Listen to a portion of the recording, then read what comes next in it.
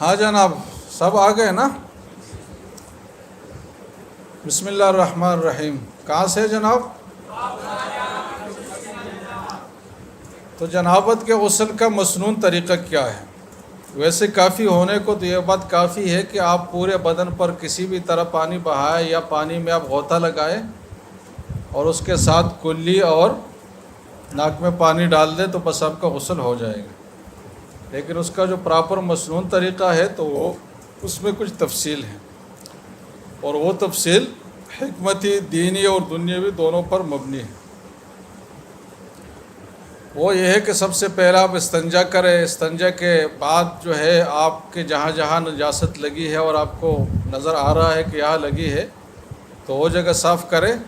اس کے بعد آپ باقاعدہ وضو کریں، جیسے کہ آپ نماز کے لیے وضو کرتے ہیں، 3 بار ہر عضو دھوئے یا سر پر مسح بھی کریں۔ اور اگر جگہ میں پانی جمع نہیں ہوتا، جیسے کہ آج کل واش روم میں عموماً پانی جمع نہیں ہوتا، فوراً نکل جاتا ہے، تو اس میں پاؤں بھی دھو لیں۔ اور پاؤں دھونے کے بعد وضو مکمل کر لینے کے بعد سر پر پہلے تھوڑا سا پانی ڈال کر اس کے جڑوں میں، جیسے کہ تیل ہم پہنچاتے ہیں نا، تو پانی اس کے جڑوں میں پہنچاؤ، بالوں کے جڑوں میں۔ اور اس کے بعد پھر سر پر 3 مرتبہ پانی ڈالو اچھی طرح اطمینان کر کے، پھر اس کے بعد باقی بدن پر 3 مرتبہ پانی بہاؤ۔ تو اس طریقے سے آپ کا غسل مکمل ہوگا۔ تینوں فقہا اس کو کافی سمجھتے ہیں، البتہ امام مالک ایک چیز کو اور بھی ضروری قرار دیتے ہیں، وہ ہے دلک، ملنا۔ وہ کہتے ہیں کہ جسم کو ملنا بھی لازم ہے، ضروری ہے۔ اگر کوئی بغیر ملے ایسے پانی ڈالے تو اس کا غسل نہیں ہوگا۔ وہ ملنے کو کیوں ضروری کہتے ہیں؟ اس لیے کہ آگے ایک باب آ رہا ہے کہ ان تحت کل شعرۃ جنابۃ، کہ ہر بال کے نیچے جنابت ہے، یعنی جنابت کی ناپاکی ہے۔ تو فرماتے ہیں کہ ہر بال کے نیچے پانی پہنچانے کو یقینی بنانا ضروری ہے۔ اور یہ کیسے یقینی بنایا جائے گا؟ جب آپ ملیں گے نا بدن کو، اگر ملیں گے نہیں تو یہ یقینی نہیں ہوگا۔ باقی فقہا کہتے ہیں کہ نہیں، پانی اگر آپ نے زیادہ بہایا ہے تو ملنا کوئی ضروری نہیں یہ پہنچانے کے لیے۔ بہرحال اب اس میں طبی حکمت اور فائدہ بھی ہے، خاص کر ان علاقوں میں جو ٹھنڈے علاقے ہیں۔ تو آپ اگر فوراً بستر سے نکلے اور غسل کے لیے، تو آپ اگر فوراً سر پر پانی ڈالیں گے بدن پر تو آپ کو فالج کا حملہ بھی ہو سکتا ہے۔ تو آپ بدن کو تدریج کے ساتھ ٹھنڈک کی طرف لے جائیں۔ تو جب آپ وضو کریں گے تو وضو کے اعضاء اللہ نے ایسے رکھے ہیں کہ اس کے ساتھ پورے بدن میں ٹھنڈک پہنچ جاتی ہے، پورا بدن میں الارم بج جاتے ہیں کہ آپ گرمی ختم ہو گئی، ٹھنڈ آنے والی ہے، تو آپ اس کے لیے تیار رہو۔ تو اس کے بعد جب آپ ٹھنڈا پانی ڈالیں گے بدن پر تو آپ کا بدن پہلے سے اس کے لیے تیار ہے۔ لیکن آپ اگر اچانک گرم سے ٹھنڈے میں جائیں گے تو آپ کو اٹیک بھی ہو سکتے ہیں، اور کئی سارے لوگوں کو ہوا بھی ہے۔ تو مسنون طریقوں میں کئی ساری حکمتیں ہوتی ہیں، لیکن بہرحال ہم اس نقطہ نظر سے کسی سنت پر عمل نہیں کریں گے کہ اس میں یہ اضافی فائدہ ہے اور فلاں سائنسدان نے اس کی تائید کی ہے، لہٰذا یہ تو بڑا اچھا سنت ہے جس کی سائنس بھی۔ ہم اس بارے میں بالکل بھی نہیں سوچیں گے۔ ہمارا مدعا کیا ہوگا جناب؟ کہ رسول اللہ صلی اللہ علیہ وسلم نے ایسا کیا ہے، بس وہ ہمارے لیے سائنس بھی ہے اور جغرافیہ بھی ہے اور ہر چیز ہے ہمارے لیے۔ آپ سمجھے نہیں سمجھے؟ مسلمانوں کی ایک بہت بڑی سہولت ہے کہ یہ اگر جاہل، اجڑ، گنوار، ان پڑھ بھی ہو تب بھی ان کے گاڑی کے ڈرائیونگ سیٹ پر ایسا ماہر آدمی بیٹھا ہے کہ جس سے کوئی ماہر انسانیت میں نہ آیا ہے نہ آ سکتا ہے، اور وہی ان کو اچھے جگہ پر پہنچا ہی لے گا، اگرچہ یہ پیچھے بیٹھنے والے سواری کو کچھ بھی پتہ نہ ہو کہ میں کہاں جا رہا ہوں۔ تو اتباع سنت میں یہ فائدہ ہے کہ آپ اس ٹرین پہ چڑھ گئے جو جنت کی طرف اور صحیح راستے کی طرف جا رہی ہے، آپ کو اس کا پتہ ہو یا نہ ہو، آپ اپنے منزل پر پہنچ جائیں گے۔ تو ہمارے لیے اطمینان کا باعث صرف یہ بات ہونی چاہیے کہ حضور سے ثابت ہے، بس جب یہ بات ہو گئی تو مزید پھر آپ پورے شرع صدر سے اس پہ عمل کریں، مزید اس میں حکمتیں نہیں ڈھونڈیں۔ وہ حضرت ابو ہریرہ کی روایت اس دن آئی تھی نا کہ یا ابن اخی، کہ اذا سمعت من رسول اللہ صلی اللہ علیہ وسلم فلا تضرب له مثلا، کہ بعد میں پھر عقل کے الجھاؤ میں آپ نہ جاؤ جو کہ یہ کیا ہے اور یہ کیوں ایسا ہے۔ سمجھ رہے بات؟ وہ بھی قال حدثنا ناظم قال حدثنا وکیع عن الاعمش عن صالح بن ابي الجعد عن قریب عن ابن عباس عن خالد میمونہ، حضرت میمونہ جو زوجہ مطہرہ فرماتی ہے کہ وضعت للنبی صلی اللہ علیہ وسلم غسلاً، غسلاً کا مطلب وہ پانی جو کہ غسل میں استعمال ہوتا ہو. تو وضو میں جو پانی استعمال ہوتا ہے وہ وضو ہے بفتح الواو، اور غسل میں جو پانی استعمال ہوتا ہے تو اس پانی کو بھی غسل ہی کہا جاتا ہے.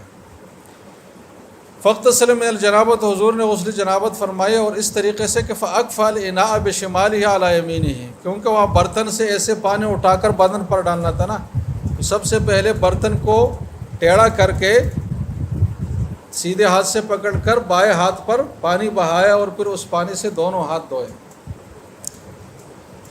اور یہ جو بات کر لیا تو یہ دوسرے روایت میں ہے کہ 3 بار ایسا کیا. ثم ادخل یدہ فی الاناء، اور پھر جب ہاتھ دھو لیے، پاک کر لیے، تو پھر برتن میں وہ ہاتھ داخل کیے. فافاض علی فرجہ، تو استنجا کر لیا. ثم دلک بیدہ الحائض، جیسے کہ ہم استنجا کے بعد صابن سے ہاتھ دھوتے ہیں نا، تو یہ صابن سے دھونے کے مترادف ہے کہ پھر مٹی سے ہاتھ دھویا تاکہ اعضاء مستورہ سے اگر کوئی جراثیم یا جو بھی چیز ہے وہ لگی ہے تو وہ زائل ہو جائے. تو ثم دلک بید الحائط او الارض، اور پھر وہ ہاتھ دوبارہ دھوئے گوئے کے. ثم مضمض واستنشق، پھر منہ میں پانی ڈالا، ناک میں پانی ڈالا. وغسل وجهه ذراعیہ، چہرے پاؤں ہاتھوں کو دھویا جیسے کہ ہم وضو میں کرتے. اور جب یہ کر لیا تو فافاض علی رأسی ثلاثا، سر پر 3 بار پانی ڈالا، اور اس 3 بار سے پہلے جیسے کہ آگے روایت میں بات آ رہی ہے کہ تشریب کا عمل کیا. تشریب کا مطلب بالوں کے جڑوں میں پانی پہنچانا، تاکہ بعد میں جب زیادہ پانی ڈالا جائے گا تو وہ پھر حقیقتاً جڑوں تک جلدی جلدی پہنچ جائے. فافاض علی رأسی ثلاثا ثم افاض علی سائر جسدی، اور سر کے بعد پھر پورے بدن پر ڈالا. گوئے کہ غسل میں سر کو الگ حصہ کر لیتے تھے اور پھر باقی باڈی کو الگ حصہ کر لیتے تھے، پورے پر بیک وقت پانی نہیں ڈالتے تھے. ثم تنحى، پھر وہاں سے ہٹ گئے. فغسل رجلیہ، اور پاؤں دوسری جگہ دھویا کیونکہ وہاں پانی جمع ہو رہا تھا. قال ابو عیسیٰ ھذا حدیث حسن صحیح، تو اس میں غسل کا مسنون طریقہ بیان ہوا ہے اور اسی پر ہمیں غسل کرنا چاہیے. الا یہ کہ کئی عام حوض میں اور نہر میں نہانے کی صورت ہو تو وہاں پھر آدمی ڈبکی بھی لگا سکتا ہے. وہ فی الباب عن ام سلمہ و جابر و سعید جبیر بن مطعم ابو ہریرہ، سب حضرات کی ہے. وبه قيل حدثنا ابن ابي عمر قال حدثنا سفيان عن هشام بن عروة عن ابي عن عائشة قالت كان رسول الله صلى الله عليه وسلم اذا اراد ان يغتسل من الجنابة تو بدأ بغسل يديه قبل ان يدخلهما الاناء، کہ پہلے ہاتھ دھو لیتے تھے. ثم يغسل فرجه، پھر استنجا کر لے. ويتوضأ وضوء للصلاة، اور وضو نماز کی طرح وضو کر لیتے. اب حضرت عائشہ کی تعبیر میں فصاحت، بلاغت اور جامعیت زیادہ ہے آپ اگر دیکھیں تو. ثم یشرب شعرہ الماء، پھر بالوں کو پانی پلاتے. پانی پلانے کا مطلب کیا ہے کہ جڑوں میں مسامات میں پانی پہلے پہنچاتے تھے اور پھر زیادہ پانی ڈال کر پورے بالوں کو گیلا کرتے تھے. ثم یحسی علی رأسی ثلاث حثیات، اور 3 لب بر بر کر سر پر ڈالتے ہیں اور پھر باقی بدن پر. قال ابو عیسیٰ ھذا حدیث حسن صحیح، یہ بھی اعلیٰ درجے کی روایت ہے. وھذا الذی اختارہ اہل العلم فی الغسل من الجنابہ، اہل علم نے اسی طریقہ کار کو پسند کیا ہے. انہ یتوضأ وضوء للصلاۃ، کے پہلے وضوء للصلاۃ کی طرح وضو کرے گا. ثم یفرغ علی رأسی 3 مرات، اور پھر ثم یفیض الماء علی سائر جسدی، سائر بمانے باقی بدن پورے پر ڈالے گا پانی. ثم یغسل قدمہ، اور آخر میں پاؤں دھوئے گا. والعمل علی ھذا عند اہل العلم وقالوا، اور انہوں نے یہ بات جو کی ہے تو یہ ایک مسنون ترتیب کے لیے یہ طریقہ تجویز کیا ہے. یہ کوئی لازمی نہیں ہے کہ اس کے بغیر غسل ہی نہ ہو، کیونکہ سب نے یہ بات کہی ہے. کیا بات کہی ہے کہ ان انغمس الجنوب فی الماء ولم یتوضأ اجزاءہ، کہ اگر اس نے پانی میں غوطہ لگایا اور بیک وقت پورے جسم کو گیلا کر لیا اور وضو اور یہ ترتیب قائم نہیں رکھی تو بھی کیا ہوگا جناب، اس کا غسل ہو جائے گا. وہ قول الشافعی و احمد اسحاق اور امام ابو حنیفہ، تمام فقہا کی یہ رائے، اس میں کوئی اختلاف نہیں ہے. تو یہ وضو کا مسنون طریقہ تھا. آپ سمجھے بات یا نہیں؟ آگے کیا عنوان ہے، ذرا زور سے پڑھیں. خواتین کو ایک مسئلہ پیش آ سکتا ہے کہ اس کے بال اگر گندے ہوئے ہیں اور بالوں میں مینڈیاں اور چوٹیاں بنی ہوئی ہے تو اس کو اگر یہ کھولے گی ایک ایک کو، اس کے کھولنے میں تو کم از کم آدھا گھنٹہ تو لگے گا، اور پھر اس کے بعد یہ غسل کرے گی، اور غسل کے بعد جب پورے بالوں میں پانی پہنچا ہے اور ٹھنڈ بھی ہے مثلاً، تو اس کو کئی مشکلات پیش آ سکتی ہے۔ صبح صبح جب وہ اٹھے گی تو بچہ بھی ساتھ اٹھ جائے گا، وہ بھی رو رہا ہوگا، ادھر نماز بھی پڑھنی ہے، وقت بھی کم ہے، تو اس حرج کو شریعت نے ملحوظ رکھا اور فرمایا کہ خاتون اگر خاتون کی شکل اور طرز پر رہے نا، مطلب بالوں کو کھلا نہ رکھے بلکہ بالوں کی مینڈیاں اور چوٹیاں بنائے اور گندے ہوئے بال ہو جیسے کہ خواتین کے ہوتے ہیں، اور یہ ماڈرن قسم کی خواتین نہ ہو کہ کھلے کھلے ہی بال ہر وقت، تو ان کو پھر یہ سہولت حاصل ہے۔ کیا سہولت حاصل ہے؟ کہ وہ بالوں کی جڑوں میں بس پانی پہنچائے، باقی بال کھولنا اور پورا تفصیل سے گیلا کرنے کوئی لازم نہیں۔ اب یہ سہولت صرف خواتین کو حاصل ہے، اگر مرد نے بڑے بڑے بال رکھے ہیں اور اس نے مینڈیاں اور چوٹیاں بنائی ہے تو اس کو یہ سہولت حاصل نہیں ہے، وہ بال کھول کے پورے جو ہے نا وہ بالوں کو تر کرے گا، اور اس کے لیے صرف جڑوں پر پانی پہنچانے پر اکتفا جائز نہیں ہے۔ اور خاتون کو بھی یہ سہولت جب حاصل ہے جب اس کے بال گندے ہوئے ہو، اگر اس کے بال بھی کھلے ہیں تو یہ سہولت اس کو حاصل نہیں۔ وہ بھی قال حدثنا ابن عمر قال حدثنا سفیان عن ایوب بن موسیٰ عن المقبوری عن عبداللہ بن رافع عن ام سلمہ قالت قلت یا رسول اللہ، ام سلمہ فرماتے کہ میں نے حضور سے پوچھا کہ انی امرأۃ اشد ظفر رأسی، ظفر جب ذات کے فتح کے ساتھ ہو تو یہ فعل کے معنی میں ہے، بالوں کو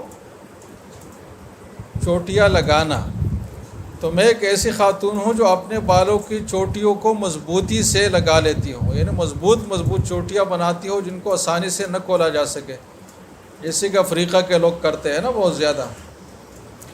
تو افانقذہ لغسل الجنابہ، کیا میں جنابت کے غسل کے لیے اس کو کھول دیا کروں؟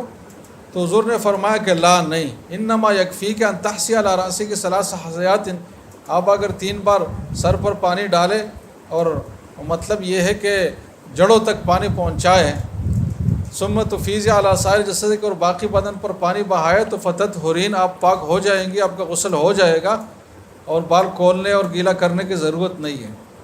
یا تو فتطہرین کا لفظ کہا یا یہ فرمایا کہ فیضا انت قد تطہرت، کا اب یقیناً پاک ہو گئی، تو مطلب اس میں خاتون کو شک و شبہ میں بھی نہیں پڑنا چاہیے کہ پتہ نہیں غسل ہوا نہیں ہوا، بلکہ اگر اس نے جڑوں تک یقین سے پانی پہنچایا ہے تو بس پھر اس کو یقین ہی رکھنا چاہیے، شک میں نہیں رہنا چاہیے۔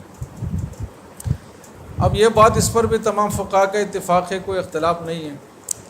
قال ابو عیسیٰ ھذا حدیث حسن صحیح والعمل على هذا عند اهل العلم ان المرأة اذا اغتسلت من الجنابة فلم تنقض شعرها ان ذلك يجزئها بعد ان تفيض الماء على رأسها۔